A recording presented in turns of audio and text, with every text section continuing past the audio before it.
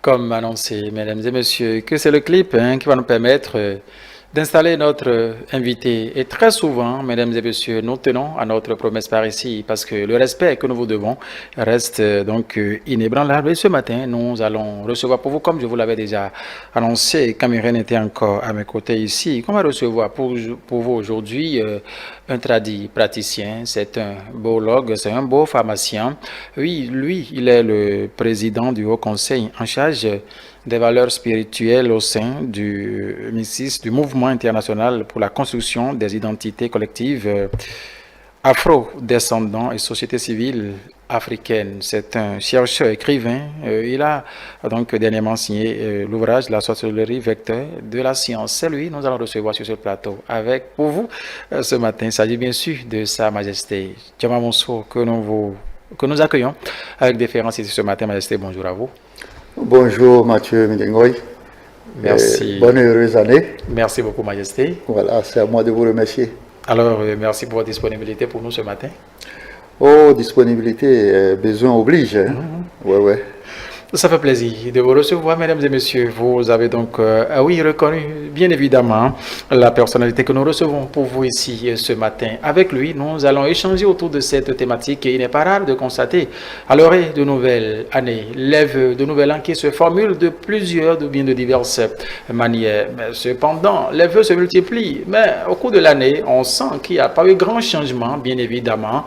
On va en parler aujourd'hui. Au-delà de ces vœux de nouvel an, quels sont les dispositions qu'il faut justement prendre afin de réussir vraiment une année entamée. Mesdames et messieurs, c'est la thématique à développer notre invité sur ce plateau ici ce matin, Sa Majesté. Vous constatez en tout cas la multiplication de ces vœux de nouvel an à l'endroit des êtres humains, l'un envers l'autre en début d'année.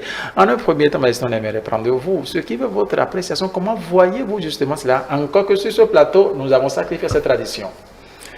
C'est vrai, à la fin de chaque année, nous voyons pleuvoir les vœux, où chacun formule des vœux à l'endroit de ses voisins, que ce soit en famille, que ce soit en toute forme de communauté. C'est usuel et c'est habituel et c'est même coutumier de constater ça.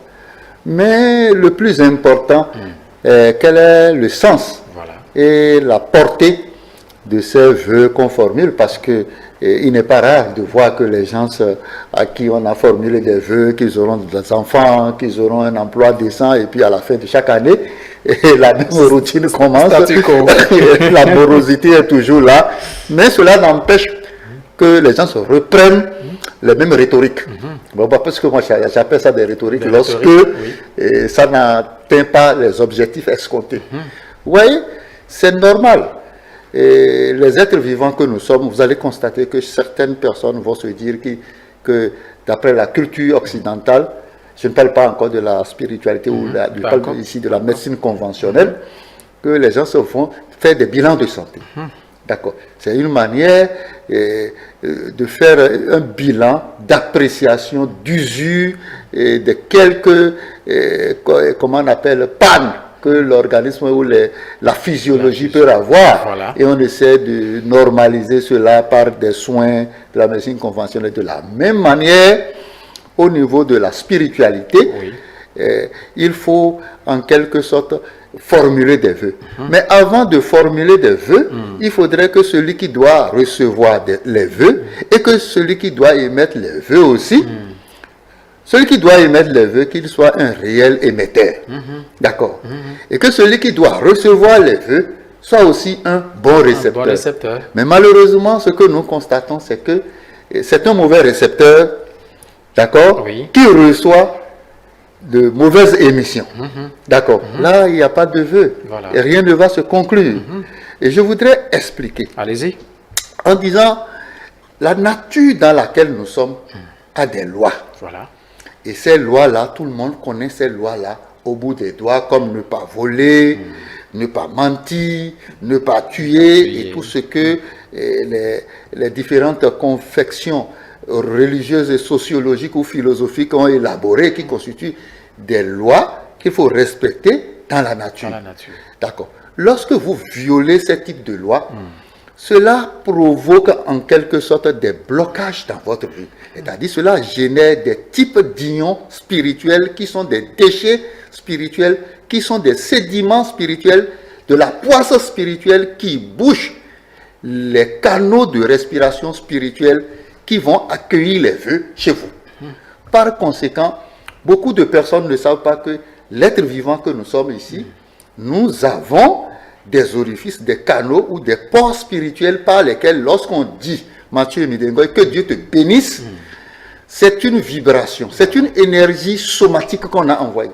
Cette énergie doit passer par la périphérie de votre peau, entrer dans votre chair, aller dans le sang et aller soigner une pathologie spirituelle dans votre âme et une réponse doit venir. Voilà. Alors, lorsque vous avez les canaux de réception comment on appelle, de ces vœux, de ces souhaits bouchés, alors les vœux seront scandés, les vœux seront invoqués, prononcés, mais vous n'allez pas pouvoir les recevoir. Mais ce qui bloque, ce qui bouche ces voies de communication spirituelle, c'est les violations de lois de la nature, l'état d'âme dans lequel on se retrouve et on viole ces lois-là, ça génère ces déchets-là. De la même manière, tel le disait Socrate, connais-toi toi-même. D'accord. Toi-même, tu as des totems. Peut-être Mathieu Midengoy, lorsqu'il porte des verres qui sont 0,05 ou bien plus 5, il ne voit pas bien. Ce sont ces totems, ça. Mais il s'entête à porter des types de verres, alors là, il doit avoir un problème des yeux.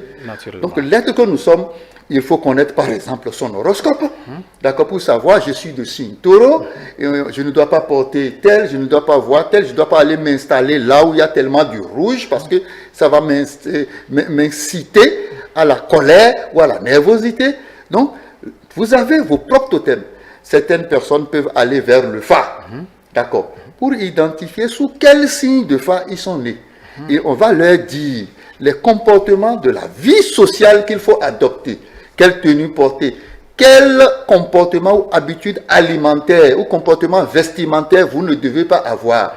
Et lorsque vous ne connaissez pas ces totems propres à vous-même, vous les violez inconsciemment et cela génère des types de déchets ou de ions ou de sédiments spirituels qui bouchent les canaux de respiration spirituelle dans votre vie et à partir de là, alors vous devenez un mauvais récepteur. Et quand vous devenez un mauvais récepteur, les vœux seront des vœux stériles. Les souhaits seront des souhaits stériles. Vous irez chez le pasteur, le prêtre de phare ou tout homme spirituel qui va exécuter des rituels exotériques pour vous. Mais ces rituels vont partir vers votre âme.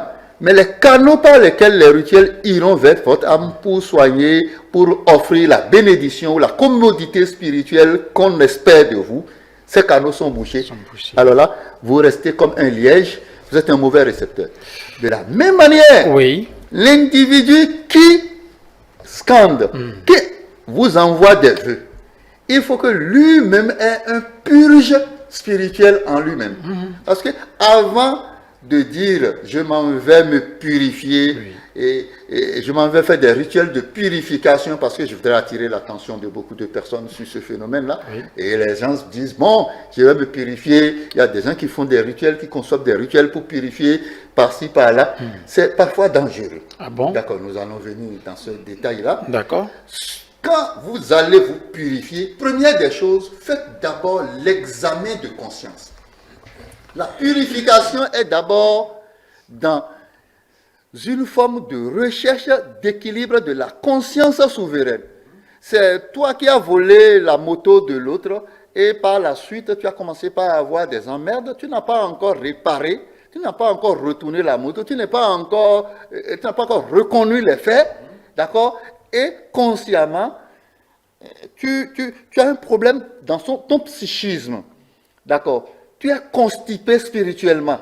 Mais c'est toi qui vas chez le prêtre ou bien le visionnaire ou l'exotériste ou le ritualiste pour dire que tu vas faire quel rituel tu vas faire. Ça ne marchera pas. L'élément spirituel, le sujet spirituel, le vecteur spirituel qui a généré les déchets ou les sédiments spirituels qui ont bouché tes pores spirituels est toujours présent dans ta conscience. Voilà. Par conséquent, tu es un mauvais récepteur. On doit d'abord faire l'examen de conscience. Celui avec qui tu as des problèmes et tu n'as même pas raison, il va falloir te libérer. C'est pourquoi on dit parfois, le pardon, c'est une puissance qui libère. Lorsque tu pardonnes celui qui te présente des excuses, alors c'est que tu cesses d'autogénérer des sédiments spirituels qui bloquent ta vie, qui pourrissent ta vie. Tu comprends? Oui. Voilà ce que nous pourrions dire en général. De ce qui fait ses voeux. Voilà. Majesté Dioma Monso, merci infiniment à vous. Alors, selon vous, selon la tradition, quelles doivent être donc les dispositions, les premières dispositions qu'un être humain peut prendre, à l'entame d'une nouvelle année, afin de la vivre de façon très épanouie, avec les bonnes grâces, bien évidemment? Après avoir interrogé son bilan de santé physiologique, il faut maintenant faire son bilan de santé spirituelle. Voilà. Et ce bilan de santé spirituelle, nous devons comprendre le concept que je voudrais développer tout de suite. Allez-y. Les humains que nous sommes constitués de terre, d'air, de feu et d'eau, pour ne pas dire des énergies provenant de terre, des énergies provenant de tout ce qui constitue les éléments de terre. D'accord. Ce que dans notre culture vaudou, nous appelons sapata. Ah, d'accord. D'accord. Avec tous les éléments qui ont une vertu, qui cristallisent une énergie venant de terre, sont ralliés à sapata. Ah, c'est ça. D'accord. Oui. Nous sommes constitués de sapata. Ensuite, nous sommes constitués d'eau. L'eau, c'est arrimé ou harmonisé à toutes les formes d'énergie qui proviennent de la famille des odines, c'est-à-dire des éléments venant de l'eau. Ce que nous appelons Torosu chez nous. Ah, ok. D'accord. De la même manière, il y a des énergies qui proviennent de l'air, ce que nous appelons Da. Donc, toute forme d'énergie spirituelle provenant de l'élément air est arrimée à Da. D'accord. Et ensuite, toute forme d'énergie provenant du feu, pour ne pas dire Dieu du vieillissement, d'accord, est arrimé à ce que nous appelons Hevioso. Ah, d'accord. D'accord. Oui. Tous les humains que nous sommes, tous les êtres vivants sont constitués de ces quatre éléments-là. Terre, air, eau et feu. Sapata, Hevioso, Torosu et Dan. D'accord. Maintenant, en dehors de ces quatre choses dont nous sommes composés de notre destin qui est notre programme de vie. C'est ça. Et le destin, ce sont les ancêtres, d'accord, qui nous ont laissé le destin parce que la vie que Mathieu Midengoy vous portez n'est rien d'autre que la continuité d'une vie qui a existé, le prolongement de la vie que quelqu'un avait portée et sera la suite de la vie d'une autre personne lorsque nous considérons la théorie de la réincarnation qui est un concept fondamental dans le vaudou. D'accord. Donc, votre destin doit s'exprimer. Et dans l'expression du programme de votre destin, le destin consomme un type d'énergie. Et cette énergie est appelée l'énergie vitale. L'énergie dont nous avons besoin pour exprimer notre destin, pour transcrire notre destin, pour matérialiser notre destin en actes que nous aurions commis durant notre vie. Alors, cette énergie est constituée des énergies venant de ces quatre éléments-là. C'est ça. Et lorsque le destin est en train de s'exprimer, cette énergie s'use. D'accord. Elle provient de notre corps, elle est générée par notre corps, mais notre corps reçoit cette énergie de tout ce que nous ingurgitons et de toute forme de rituel exotérique que peuvent nous fournir le vaudou, le beau et toutes les formes de comédité, même la sorcellerie. C'est ça. Alors, lorsque par exemple, dans l'expression du destin de M. Mathieu Midengoy, par exemple, le sapata s'est usé, c'est-à-dire les actions, les faits commis par et Mathieu Midengoy, il a déficit de sapata, ou bien, pour ne pas déficit d'énergie de terre, ou bien déficit d'énergie d'eau, ou de feu, ou de l'air, selon la forme de déficit. ou selon la forme d'excédent, cela est à l'origine d'une pathologie, d'une anomalie, d'une perte de grâce, pour ne pas dire d'une maladie, soit physiologique. C'est-à-dire que ou ces sociale. éléments, il doit y avoir d'équilibre entre ces éléments. Voilà. C'est pour cela que dans mon bouquin, Sorcellerie, vecteur de la science, je disais que la santé ne signifie pas absence de maladie. Mais la santé signifie un équilibre subtil entre notre corps, qui est le réceptacle que nous voyons ici, notre destin, qui est le programme qui est en Programme, oui, de vie. nous, et les esprits qui nous agressent et qui nous apportent de l'énergie vitale. D'accord. Mais lorsqu'il y a déséquilibre dans l'énergie vitale, cela est source d'une anomalie, soit physiologique ou sanitaire. Alors, donc à la fin de l'année, chacun devrait aller rééquilibrer sa vie. Voilà. Lorsque le sapata est en moins, c'est un problème. Lorsque c'est en trop, c'est aussi un problème. D'accord. Oui. Mais c'est l'équilibre qu'il faut. D'accord. Donc, le bilan de santé, ça doit d'abord commencer par le rééquilibrage, le réalignement, le réarrangement du désordre énergétique qui est en nous. Et pour le faire, il faut aller vers les ritualistes, les exotéristes. Lorsque nous voyons quelqu'un, par exemple, dans l'expression de sa vie, il est permanemment en déficit d'énergie venant de terre, alors cette personne, nous devons la rimer à la divinité terre. C'est ça. Par conséquent, cette personne va devenir adepte de Sapata. Parce qu'il est perpétuellement ou permanemment soit en déficience d'énergie Sapata ou bien en excédent d'énergie Sapata. Donc, on doit la rimer à cette déité. C'est pourquoi on dit Yando Sapata Ini. Ah, d'accord. Voilà. C'est pourquoi on dit ceux qui ont permanemment des perturbations d'énergie venant de l'air, pour ne pas dire de dents, et Yando dans Ini. Et dents va devenir un pompe régulateur de l'énergie qui leur manque. Et lorsque ce yo-yo va s'installer dans leur vie, on va rééquilibrer. Donc, le bilan. Au début d'année, c'est d'aller voir quel est l'état spirituel de votre énergie vitale. Un peu comme dans la médecine conventionnelle. On prélève votre sang, qui est la matière nourricière de tous les organes, pour voir quels sont les déficits qui sont dedans. Est-ce qu'il y a tellement de globules blancs ou de rouges? Est-ce qu'il y a des amibes? Est-ce qu'il y a des virus et autres là? De la même manière, à l'aide du Fa, on peut consulter pour voir sous quel signe de Fa l'année qui vient serait une année de prospérité, de joie, de bonheur pour moi. Et le Fa va révéler que vous avez tellement usé, peut-être de votre énergie temps ou de votre énergie Tohosu. C'est Tohosu, donc vous devez devenir adepte de la divinité Tohosu. D'accord. Mais comme certaines personnes peuvent se retrouver dans une forme de déficit spontané ou périodique. D'accord. Cela ne pousse pas ces gens-là à devenir adeptes d'une divinité. C'est un peu comme les vers que nous portons. Certaines personnes, on va leur prescrire les vers juste pour lire. Et après ça, ils déposent.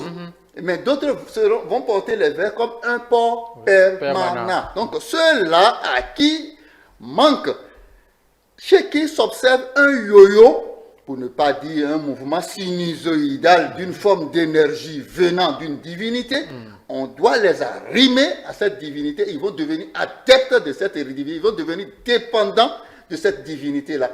Écoutez, le savoir que je vous donne aujourd'hui ne m'appartient pas. C'est un savoir qui vient du dialogue entre moi et les ancêtres. C'est un savoir que vous n'allez pas retrouver dans les livres importés. C'est un savoir qui ne se retrouve pas dans les laboratoires modernes.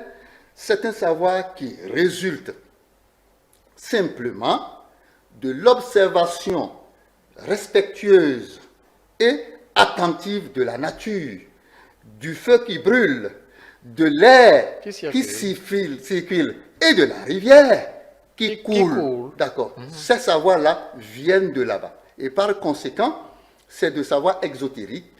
Et quiconque dire à la fin de l'année, avant de recevoir les vœux et de dire, bon, ça sera de la bénédiction qui va s'accomplir dans sa vie, il faut d'abord être un bon récepteur.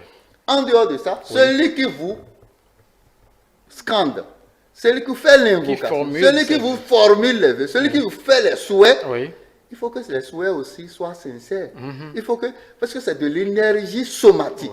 C'est de l'énergie vitale qu'il envoie à votre vie. La preuve, lorsqu'on dit, Mathieu, vous êtes un imbécile, mais tout de suite, votre mine change. Oui, c'est dit, ce que je viens de dire va en vous et ça trouve une réponse qui revient et la réponse, c'est la mine que vous faites. De la même manière, quand je vais vous dire que même vous êtes tellement beau et autres là, mais vous le recevez. Mais vous ne le recevez pas comme ça. C'est l'interprétation qui se passe. D'accord. Mais vous allez le recevoir et être souriant en fonction du programme de vie, du destin qui est en vous. Il y a des gens, par exemple, on peut leur dire, vous êtes tellement belle, hein. Elle va commencer par se pleurer. On va dire, cette personne-là, il lui manque quelque chose. Nécessairement. Bon, dans notre jargon, on dit, maintenant, nous dérouillons. Lorsque vous êtes en train de faire des actions, commettre des actes, on dit, mais là, nous dérouillons. Nous dérouillons, ça veut dire que soit elle est en déficit de Sakpata, ou dedans. Quelqu'un, par exemple, qui est en déficit de Revioso totalement, quel que soit ce qu'on lui fait, elle ne dit rien. Mais quelqu'un qui a de Sakpata, de Revioso en excédent, pour un moins de choses comme ça, il s'enflamme et puis il désorganise partout. Nous allons prier que les gens essaient de connaître eux-mêmes. C'est très important, Majesté, vraiment. C'est parce que le temps qui nous est imparti ici est relativement court. Hein. Sinon, il y a assez de développement que vous développez, que vous donnez par ici. Et nous allons encore vous rappeler sur ce plateau afin qu'on continue dans une logique donnée pour qu'une année entamée ne soit pas de gâchis pour tout un chacun. Nous allons vous demander maintenant de résumer, de nous conclure, en tout cas pour conclure cette émission justement, d'adresser, oui, un message aussi de conscience à l'endroit de tous ceux-là qui nous suivent, de quelque bord qu'ils soient. D'abord, Majesté Joma Mousso, je suis président du Haut Conseil en charge des valeurs spirituelles au sein du MISIC, appelé Mouvement international pour la construction des identités afro-descendants et société civile africaine. Je ne suis pas un religieux vaudou, d'accord, mais je suis un spiritualiste exotériste vaudou. C'est ça. D'accord. La religion, c'est autre chose. La spiritualité, c'est autre chose. La spiritualité, elle est indépendante. Elle peut être spontanée et propre à une personne. Ou bien on peut être entraîné par un maître spirituel. Mais la religion n'est rien d'autre que l'idéologie ou la politique de la spiritualité. On peut être, moi, je suis un spiritualiste exotériste. Et en tant que spiritualiste exotériste, je vais je vais inviter tous ceux qui veulent à recevoir des vœux, ou tous ceux qui veulent formuler des vœux, d'abord de se purifier, de faire leur examen de conscience, et avant la fin de l'année, il faut aller consulter le Huefa, l'année qui vient là. Quelle serait ma destinée? Et à travers le Huefa, on va vous notifier les types de déficiences, les types d'excédents énergétiques que vous avez. Et c'est en fonction des rituels de libation ou de Francissa et autres qu'on essaie de cribler l'individu. Et c'est après cela que le 1er janvier, quand on vous dit, vraiment, meilleurs vœux, santé, inoxydable et autres, là, vous pouvez être un mauvais récepteur. Sinon, ça s'avérait des vœux ou des souhaits stériles.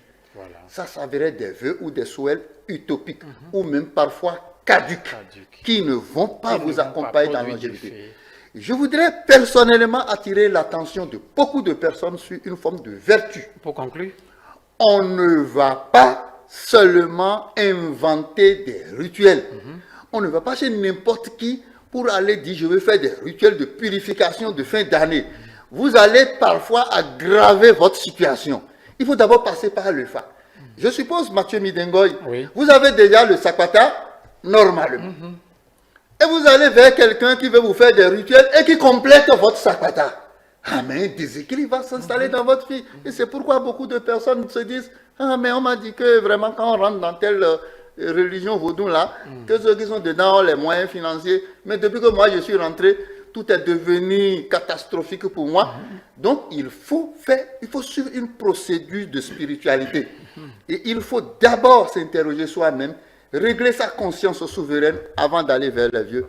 Je vous remercie. Merci infiniment à vous, Sa Majesté Dioma Monso, sur ce plateau. Mesdames et messieurs, vous avez compris. Et comme je vous l'avais dit, nous allons réinviter notre Majesté ici afin que, dans une suite logique, on puisse continuer justement ces réflexions qui vous permettront, mesdames et messieurs, fidèles téléspectateurs, amis internautes, de savoir justement comment s'y prendre afin de ne pas vivre toute une année dans de gâchis. Majesté Dioma Monso, spiritualiste, ésotériste, merci à vous d'avoir pris part ici.